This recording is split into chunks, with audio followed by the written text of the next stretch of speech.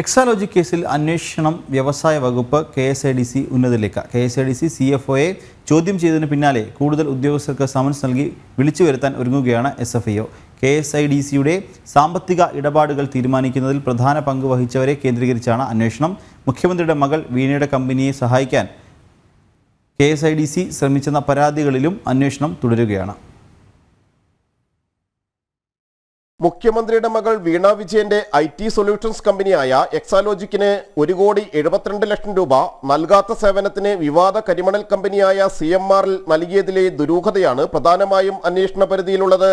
CMRLന്റെ കള്ളക്കണക്കുകളിലെ 135 കോടി രൂപ എങ്ങോട്ട് പോയെന്നും കണ്ടെത്തേണ്ടതുണ്ട്. രജിസ്ട്രാർ ഓഫ് കമ്പനീസ് അന്വേഷണത്തിലായിരുന്നു ആദ്യം ക്രമക്കേടുകൾ കണ്ടെത്തിയത്. ആദായ നികുതി കണക്കുകളിലൊന്നും ഈ തുക ഉൾപ്പെട്ടിരുന്നില്ല.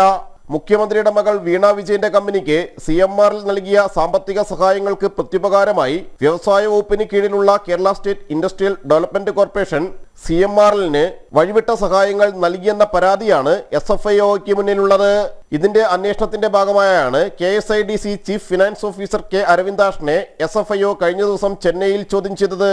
ഇതിന്റെ തുടർച്ചയായാണ് വ്യവസായ വകുപ്പിലെയും KSIDCയിലെയും കൂടുതൽ ഉദ്യോഗസ്ഥരെ SFIO ചോദ്യം ചെയ്യാൻ ഒരുങ്ങുന്നത്. ജിജീഷ് കരുണാകരൻ, ജനം, കൊച്ചി.